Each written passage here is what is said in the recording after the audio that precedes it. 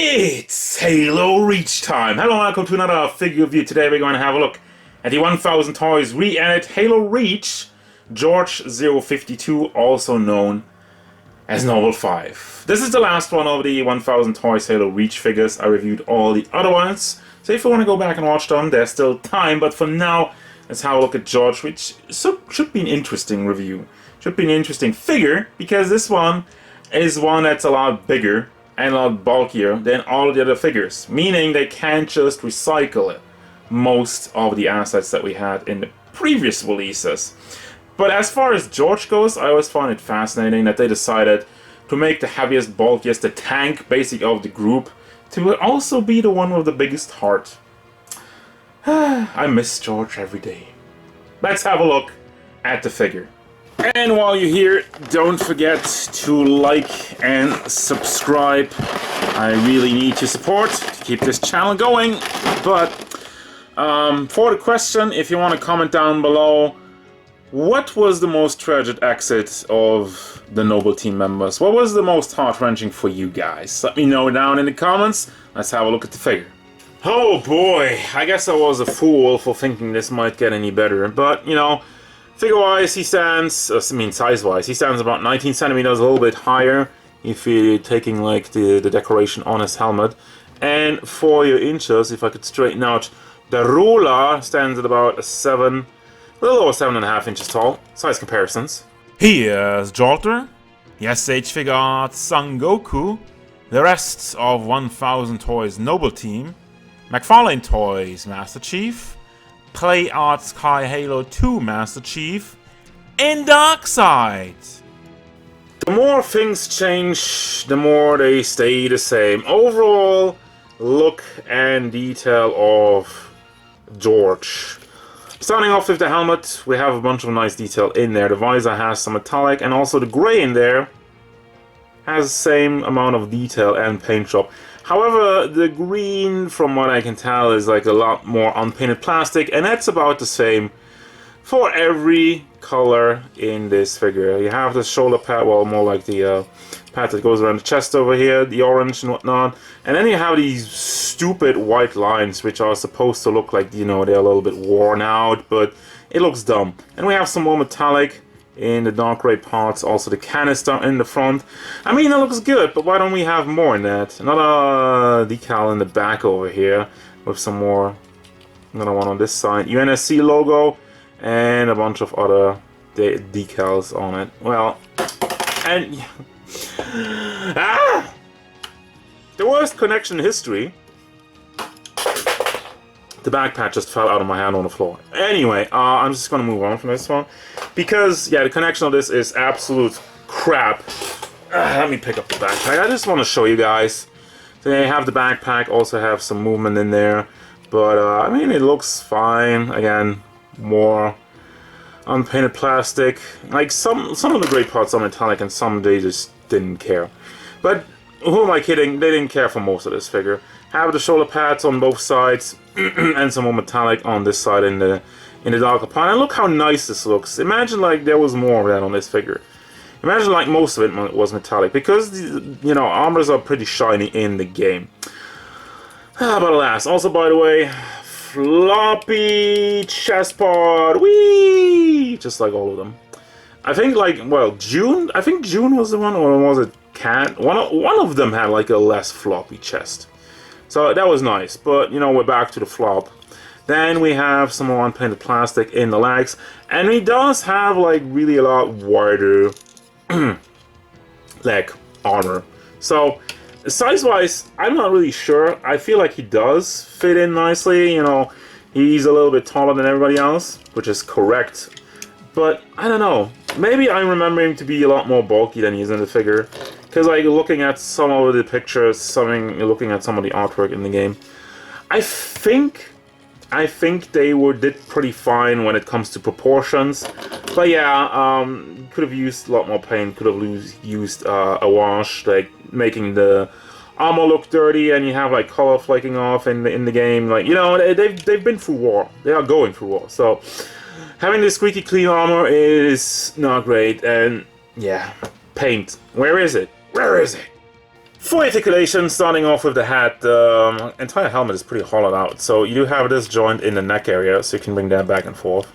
Also tilt that side to side just a little bit, obviously quite blocked, but if you get it into the right angle, let me see, you shift it forward. That was not a great noise. Shift it forward, try to move the head up. It's fine, even like if you get it somewhere to the back.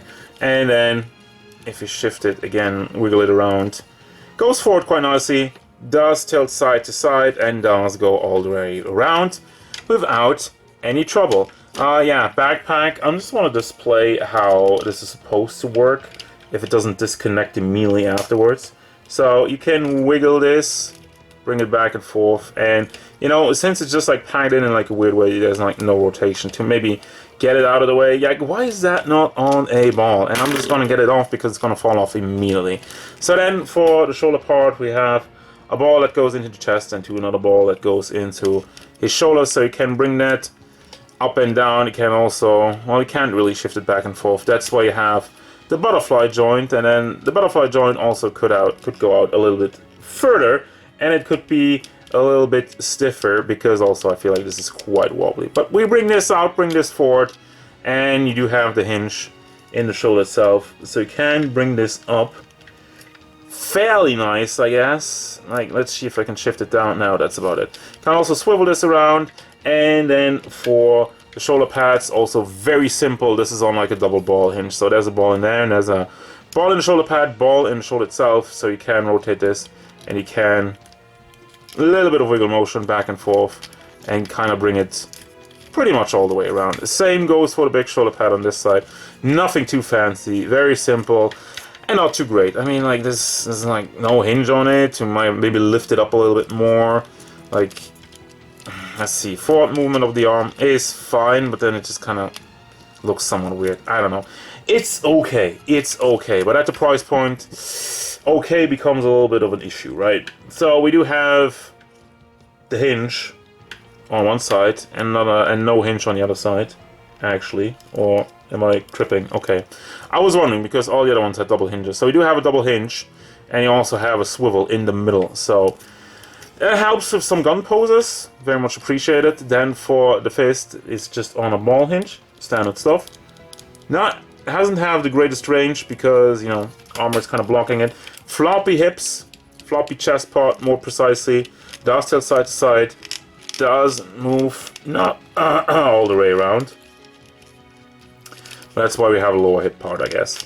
But yeah, you have to hold on to the hips, to the and to the torso. And then, yeah, it just doesn't move far around. Back and forth motion, yeah, floppy as all hell. And then you have the lower half, which does swivel quite nicely, but doesn't really get anything else. Doesn't really move forward, doesn't really tilt side to side. Can lift the side skirts up over here, so that doesn't get in the way of your leg articulation. Neck moves up. Fair enough for big, bulky Spartan. Even if you rotate it out, goes up a little bit further. Goes out to the side, also okay, and to the back, good. Then we also have a swivel in the thigh and a double hinge knee with the big knee joint. This knee actually looks surprisingly clean. A lot better than all of the other ones, but yeah, still. Then we finally go down to the feet. We have this panel, which has a hinge in there, so you can move that up while it's connected on the side over here. Nothing too fancy, but, you know, gets the job done. So you can move the foot back and forth. Does tilt side to side, and finally we do have a toe hinge. For the accessories, we got hands and a big freaking gun. Now, the gun itself, the more looks cool. Really would have been nice if it had some paint, but as it is, it's a plasticky gun with two handles in the back and one in the front to hold on to it. Which brings me to the second part. Also, like, it seems like you could lift this up, but there's no playability. There's no, like, way to replace a magazine or whatever. There's, like, no moving parts on this. Now, speaking of which, you have the hands to hold on to the gun. The problem is, those are the same hands that they did for every single Noble Team character. As such, yeah, it doesn't really hold on to them. You really, since it's soft plastic hands, you really have to play around and squish these together to even get a chance to have a solid grip at the gun. Otherwise, it's just gonna be like this. Fun. Zero effort once again. There's the other hands. Then we have fist hands. Well, those were already on the figure. You've already seen those. Open hands. Pointy, well, not really with pointy fingers. Trigger finger hands. Which he doesn't need for his gun, but you know, if you had another gun, you could use that, but you don't. And then we have the standard hands for the sword holding, and he doesn't have those. He doesn't have a sword either, of course. Final thoughts! This might be the worst one. I'm not even kidding. Has the same issues as all the other figures. Floppy torso, lack of paint, lack of accessories, but God. This one is actually insulting. The backpack that keeps falling off, yeah, I already glued it on. I already glued it on because I didn't care anymore. I was just like, holy crap. I was going nuts throughout this review, just trying to get this guy into pose. And by the way, this is the part of the review where I usually have some pictures where I put them into poses. I didn't even bother. Why? It barely holds onto his gun. Look at this bitch grip.